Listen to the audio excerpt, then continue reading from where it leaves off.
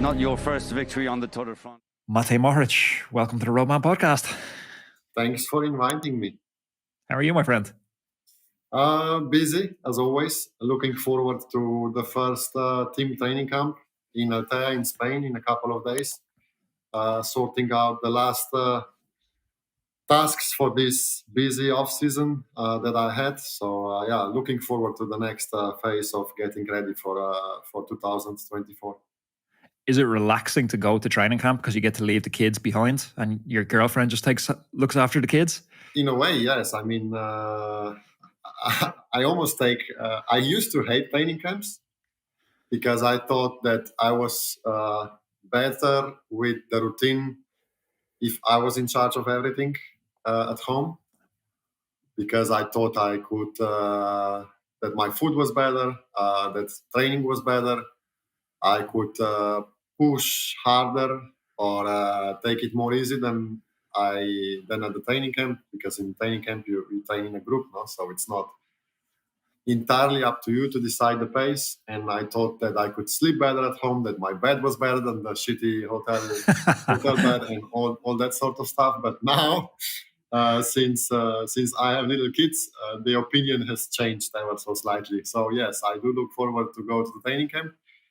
I'll miss my children, but I think I almost feel like as if it's a paid holiday. Like, you know how sometimes you like you win a prize in some sort of a game, and you're like you get 1 week in Spain, all inclusive. I feel a little bit like that. Yeah. Wouldn't be my type of holiday now. You can go and get your legs ripped off by the best riders in the world for 1 week and just suffer like a dog. It's usually the other way around. Like people usually shout at me to go slower at the first training camp. I used to be the world champion of December training camps. Like the World Tour riders, they divide in two groups: the world champions in training and world champions in races. You know, I hope I changed teams in the past couple of seasons.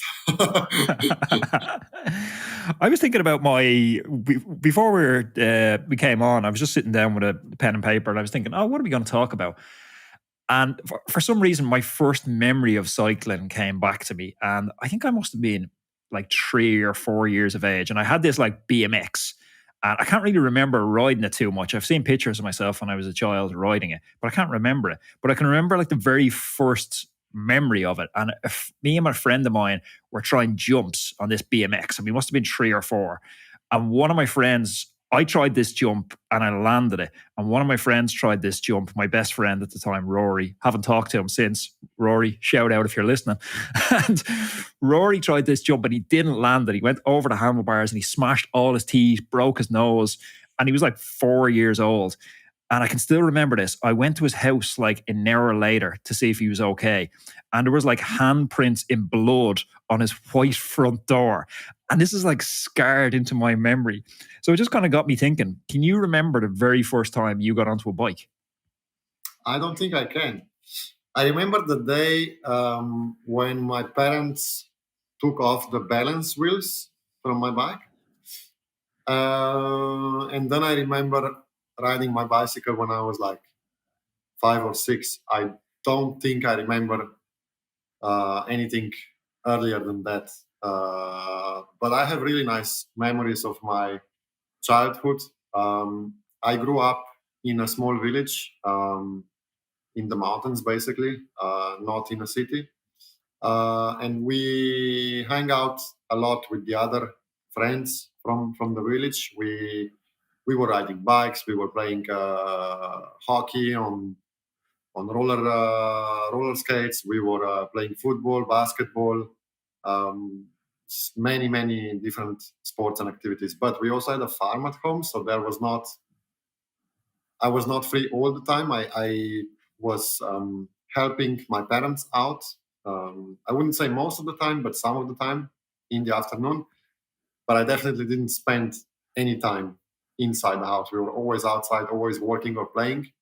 And I have super nice memories of riding bicycles around the forests, building some trails and jumps. But I'm pretty sure we were much older 3 or 4. We were like probably 9 or 10 when we started to build first jumps and stuff.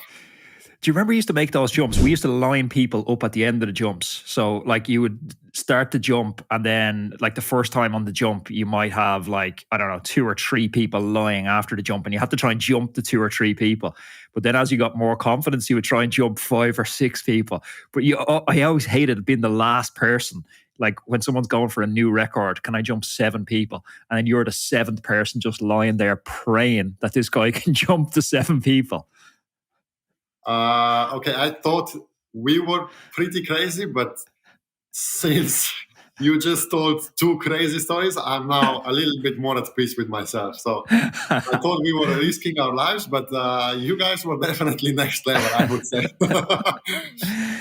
I want to shift gear a little bit. I was at this kind of corporate speaking event last week, and a word that kept thrown around all the time was high performance. And I hear this all the time in kind of businessy circles and high performance circles. And it's so overused that it's almost diluted to not have the same effect anymore. Like to ride at the level you ride at, you pay a price. You have to be more disciplined than other people. You have to be more committed than other people. You have to deal with more ups and downs. And the sacrifices you make are absolutely incredible. This life isn't for everyone. I wasn't able to do this life. It wasn't for me. But can you help listeners to understand how much actually goes into high performance? A lot. It takes a whole team of really high level staff to be able to support this ambition to be one of the best cyclists in the world. I would say my high performance depends on really hard work of probably directly maybe 35 people. So if one of them gets it wrong, I would say it directly affects me, and I can't do the same I would have if that didn't happen. So it's not that I can do what I do on my own. It takes the whole team at home, but also in a team environment. Because also, to start with, if everyone has, as a human being, values, no, in life, and to work perfectly to achieve the high performance, you need most of your values, the needs being met, no. So you need to eat well, you need to have rest, you need to be happy, you need to not have a need to go for a loo, you need to, I don't know, there's all different things that you need to have if you want to perform, no. You can't be at stress at home because, I don't know, you had an argument with your wife and then go to a race and perform. Or you can't really miss your children and then go to a race and perform. Or you can't be hungry because you didn't have nothing to eat and then go to a race and perform. That just doesn't work like this. And you need as many of these things that you need being perfectly in order to be able to achieve the high performance to start with. And then, of course, there's a lot of preparation that go in trying to get ready for a peak performance, no? It starts from a long way out. In my case, it started when I was 12 years old. I didn't know or I didn't dream of being a professional cyclist one day. I started cycling in a way to do something different, to escape helping my parents out at our farm, to hang out with my friends who also started to practice cycling, and I was enjoying myself. I didn't follow the sport of cycling. I didn't follow the tour. I probably didn't know it existed. I started to follow it when I started to race, and I started to realize that there's also professional cycling, and it still didn't become my ambition or dream to become a professional cyclist because I had so many other interests in life. I used to love to go to school. I even like to help my parents out. I like manual labor. I liked to learn new stuff. I was interested in numbers, in so many different subjects that I didn't think about being a cyclist. I was also not the best at it from the start. There was some of my friends who were more talented than I was, at least physically. Um, and this is probably also the reason why I didn't dream. I really liked to do well in races, but I was more motivated by the desire to get better at it, not necessarily by a desire to win a race. I still today, I dream of winning races, but this is not my, what makes me propel forward, what makes me go and make all those sacrifices. I'm a little bit of a perfectionist myself, so this is what drives me forward. I like to do things better than I did than I used to do. Like if today I did something wrong, I can't wait that tomorrow I can do it better. And this is what motivates me. I was always trying to improve my own performance and my own, my own. I was trying to achieve the goals that I set for myself. I was not necessarily comparing myself to the others. If I did my best and I lost, I came in 22nd. That was a good day for me. And if I did a major mistake that I could have avoided and I won the race, I still wasn't happy with myself. And I think this helped me a lot during my career to stay motivated, because there is always ups and downs. There are some points when you are not probably achieving what you are expected to achieve. And I think if you are motivated by the work that you do, it's a better solution than if you are just driven by the results. Because if the results don't come for years, then maybe you might lose your focus and ambition. No, but I was genuinely enjoying cycling since I can remember, like since I was a little kid. So still to this day, I'm very grateful and thankful that I can say that cycling is my job and my profession.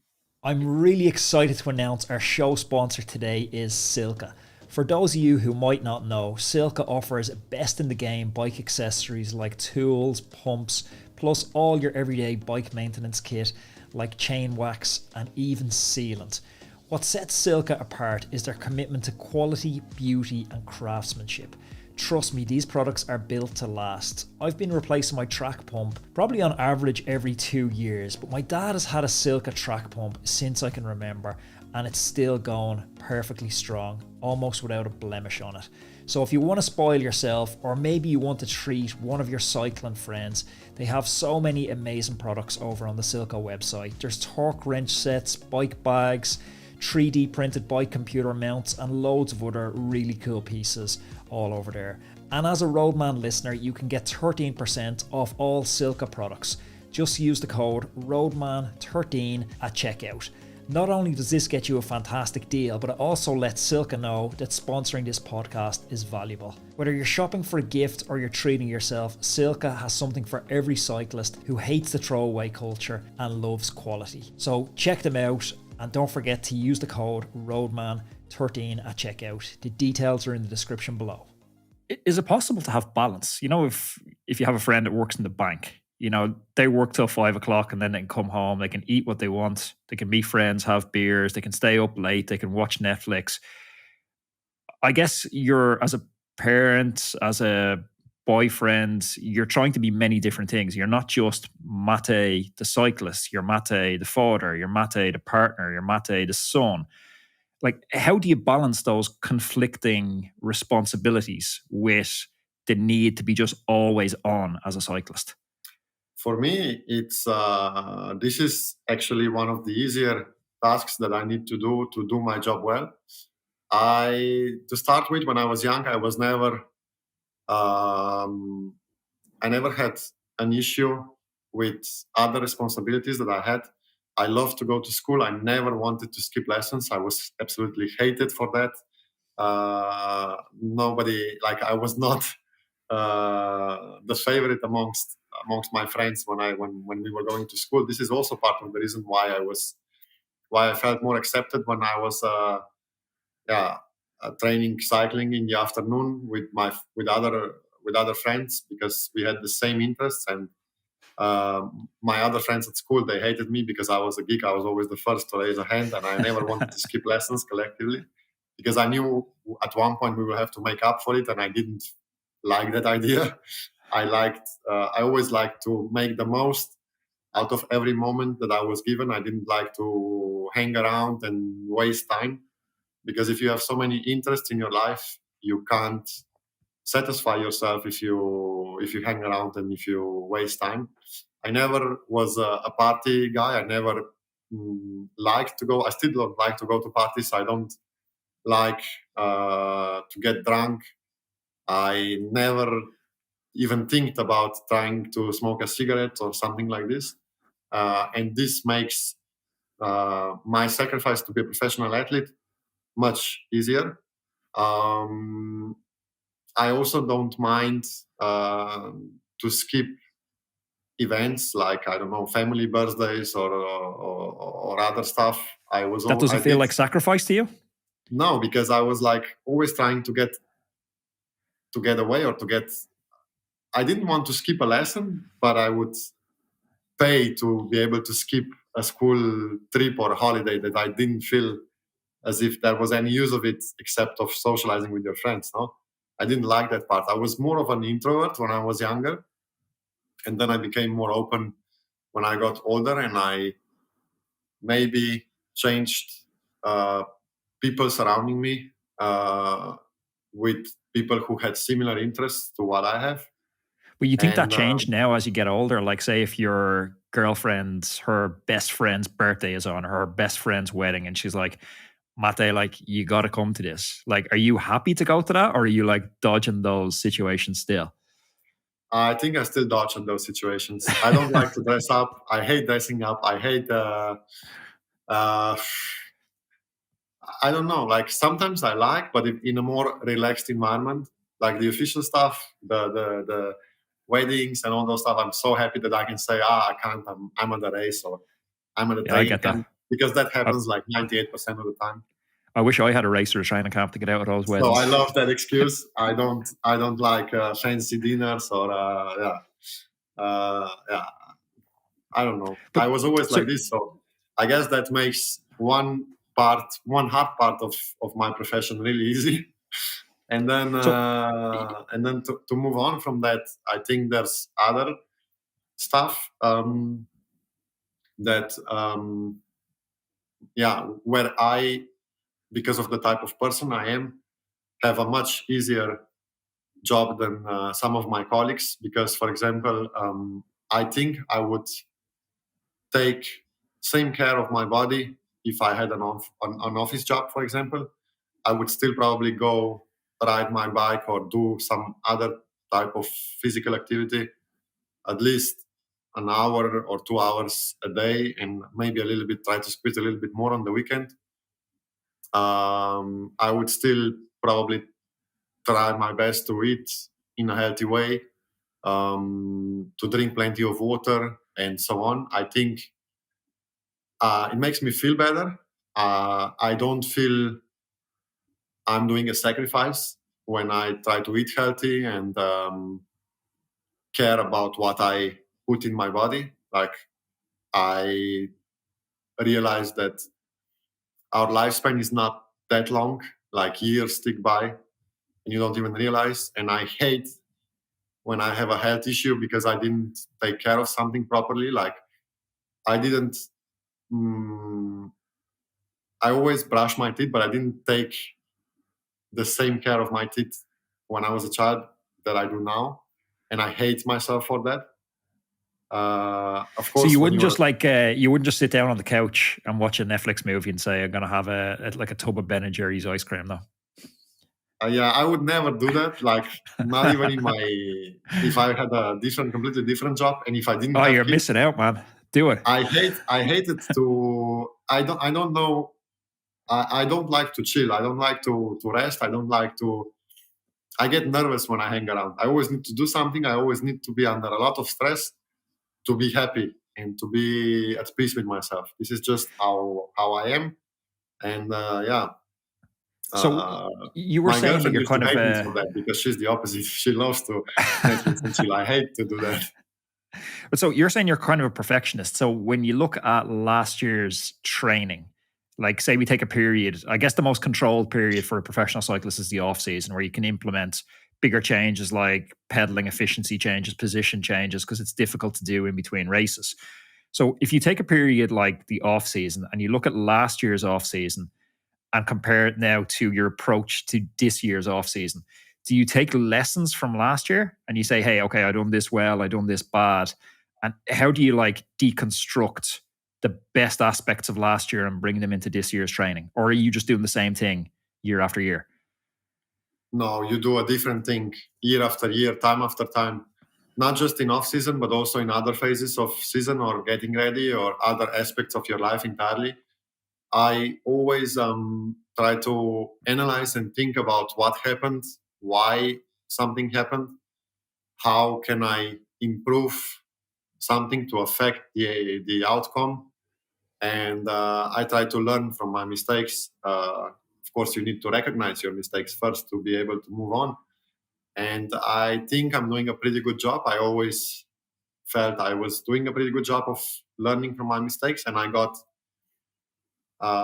when I progressed as a child, I always got better. Like I started off being maybe not necessarily as good as my friends, and I slowly closed that gap. And with hard work and doing things correctly and not repeating my mistakes, I was able to make up for I wouldn't say the lack of talent, but for that little bit that I missed against the others with some other stuff that I did better. I learned to be more efficient in races. I learned to read the race better. I learned about nutrition. I realized that if I eat something, it does me good, and if I eat something else, it doesn't. It affects me in a negative way, and so on. And I was able to progress always, and I still do to this day. After being a professional for it's going to be my 11th season next year. Your Patreon now. If you constantly learn, you improve a lot, and this experience is really crucial. And it's so much easier for me now to do something because I know exactly what I'm doing. I know what I need to pay attention to not make something go wrong. I know exactly what I need to eat. I know exactly when I need to take rest. I learned to listen to my body.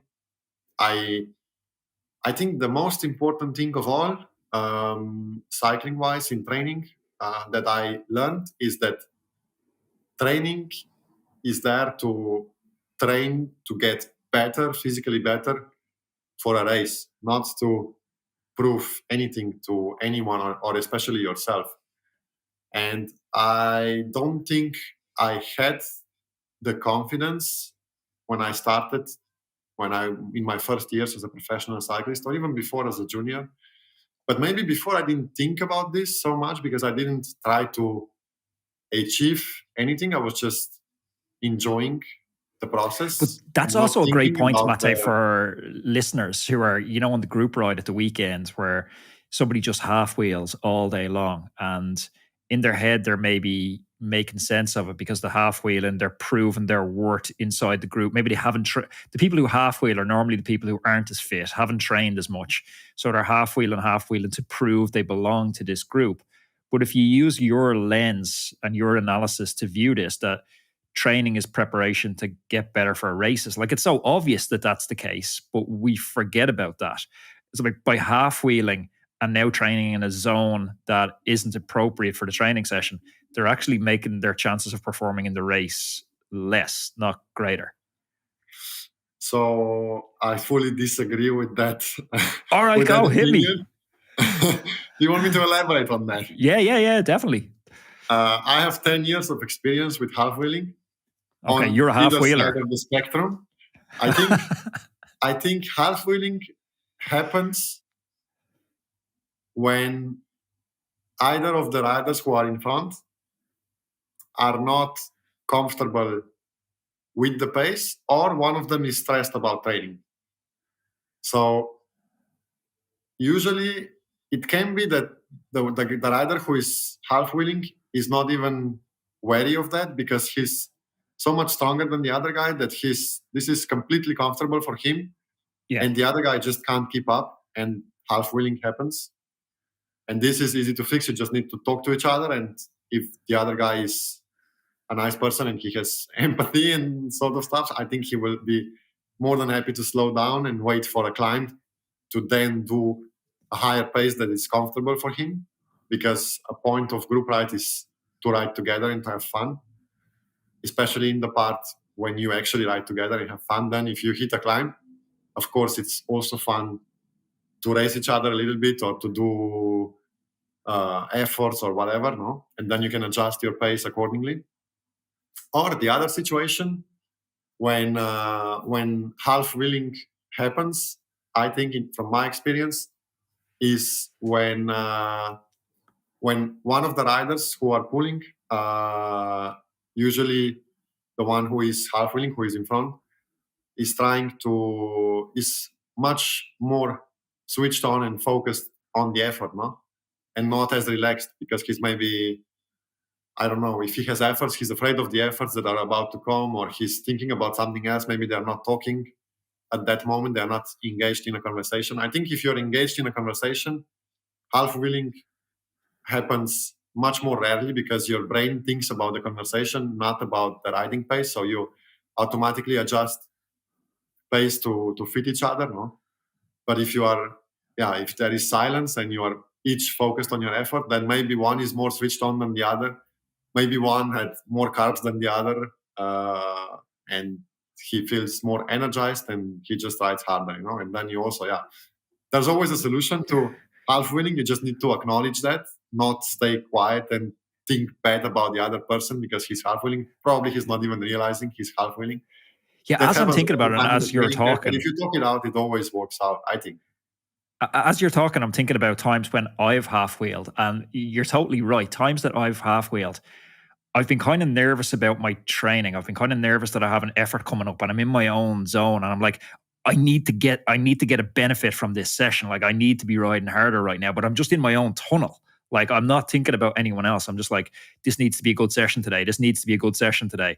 And it's Or almost sometimes like, you're stressed about good sessions. Yeah, I realized the most important thing that I learned in those 10 years is that training is for training and racing is for racing. And I always, especially when I was starting out, I was trying to achieve good sessions.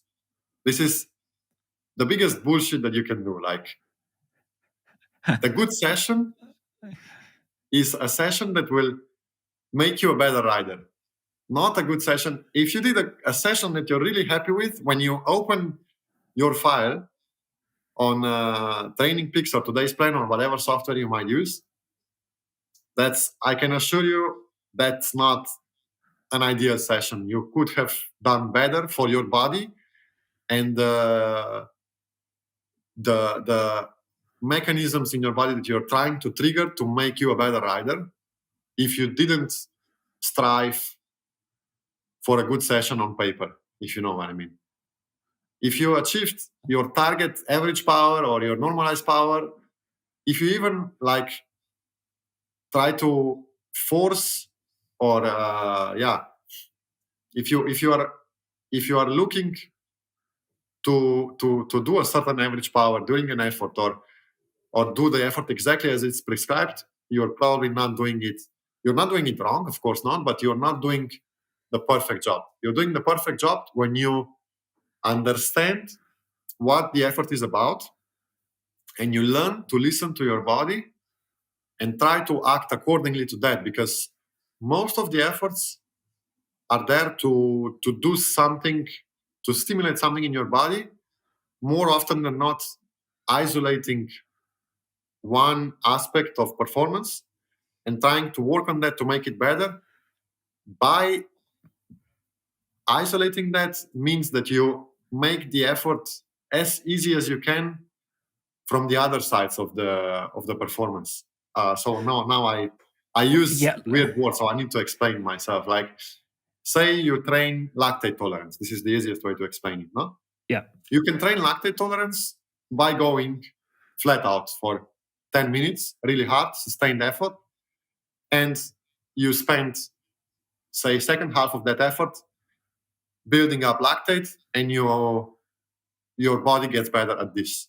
But this effort would equally stress the other things in your body that happen when you do an all-out effort, which is the end goal of what you train for, to be able to do a better all-out effort in a race, no? So it's but interesting this is not necessarily because the most effective way. The most effective way of doing the best effort in a race, of doing this 10-minute effort, is to break it down. So what it takes for my body to be good at doing 10 minutes all out. It takes good lactate tolerance. It takes a high VO2 max. It takes good aerobic capacity to be able to produce, to be more efficient, to burn more fat and less carbs, and so on. No? And if you break this performance down into different aspects and you train for each individual aspect, it's proven that you get overall better than if you just do what you're actually training for. So now, if you did many 10-minute all-out efforts, of course you would get better at doing 10 minutes all-out, but not as much better as if you use that same amount of time and you trained each specific aspect of what it takes to do 10 minutes all-out with a good performance, if you know what I mean. Yeah, it's a totally different way to look at it. You're deconstructing the end results that you're looking for. And also, if you repeat that time after time, it's much harder to keep doing 10 minutes all out than if you break that down and you train one day just lactate tolerance, one day aerobic capacity, one day this, one day that. I think that's much easier for your mind and your body, because if you train lactate tolerance, means you do 30 seconds all out, and then you stop for 30 seconds, which builds up a significant amount of lactate in your legs, but you're not actually suffering because your heart has time to absorb the workload and calm down a little bit, and your mind as well. So you are not struggling as much as you would have if you just did 10 minutes all out. And you have more lactate in your legs when you end up. After 10 minutes, if you do 30-30s, you have probably, I don't know, all of the lactate, 15, whatever. If you do 10 minutes all out, you probably have less, like 8 or 9. Because your heart and your breathing is also struggling to keep up, no? But if you make enough space to actually relax your breathing and your heart rate and everything like that, then your body can just produce a lot of lactate, and therefore it gets better at washing it away. So when you put that into practice, then when you're in, like, I'm thinking back to last year. Oh, okay, stage 19 Tour de France. You know, you win stage 19 Tour de France, come to the line with Ben O'Connor and Casper Asgreen, if I remember correct. So you're in the break, and you know you're probably not the fastest finisher out of these three. But does the fact that you have gone through this process of iterating season after season, and you haven't left any advantages that you could have had, you've gone after and chased every advantage you possibly could, does that give you like a confidence when you're in a move like that to think, regardless of the results, I'm happy because I've done everything I can? Or is it you have to win that day? No, it makes you more relaxed, because after 10 years, you make many mistakes, you explore your limits, and you realize that the best you can do in a race is your best. You can't possibly do better than your best. And you learn sooner or later, everyone, even Jonas Vingegaard or Tadej Pogacar, they all meet some others that are stronger than them in some aspects. So you realize that you can't possibly win everything in any scenario. So there's always a possibility that someone will be better than you because they are whatever. They worked in a more specific way for that, or they are more talented, or they have better equipment, and you accept that. So you don't force yourself to try to win the race. You force yourself to do your best performance, and often that affects you in a way to make you to for your objective performance to be better, because you don't strive to win. You're not stressed about winning. You're just stressed about doing your best. You focus on your own effort. You make your own strategy adjusted to what you think or predict the others are going to do.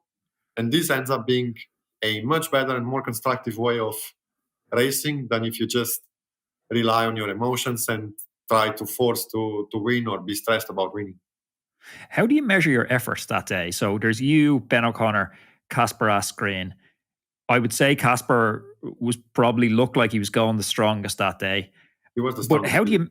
how do you measure that effort where you got to be collaborative? The three of you guys got to work together, almost like a team time trial, to get to the finish. But then you got to somehow change that dynamic from collaborative to competitive, so you beat the other guys.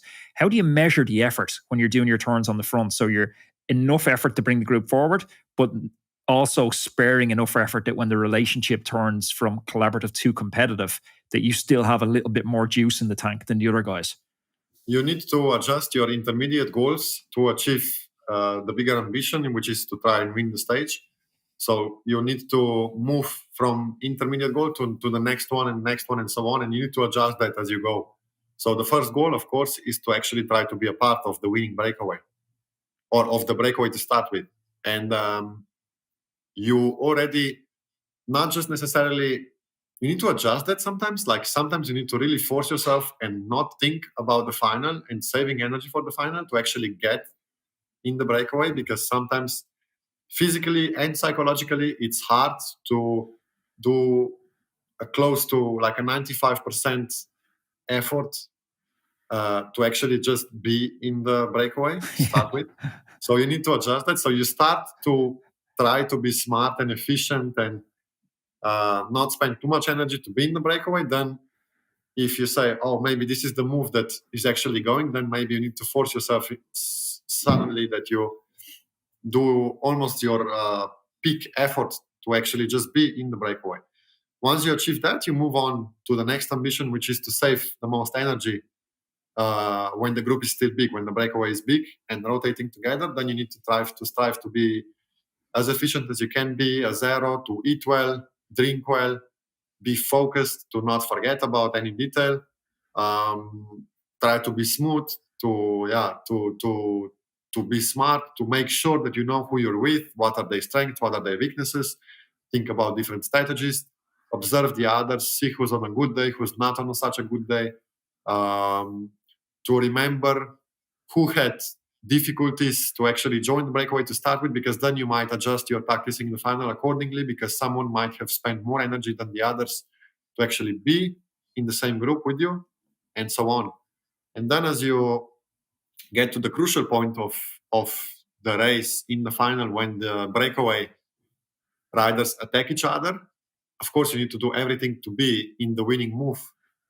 And it was the moment of it was the moment that Casper attacked on the steepest part of the last climb, when everybody was so much on their hands and knees from the whole day of riding hard that nobody, I think, dared to follow that move, because you also knew that if you follow and enough riders do the same, then you basically risk that others get on the wheel.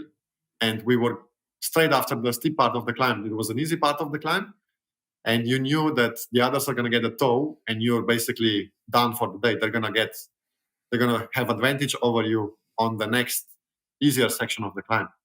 So it's always a gamble, but I don't know, I felt that it was the moment. The attack was so violent that nobody even dared to follow. Me and Ben O'Connor were the only ones who had the balls to go with him.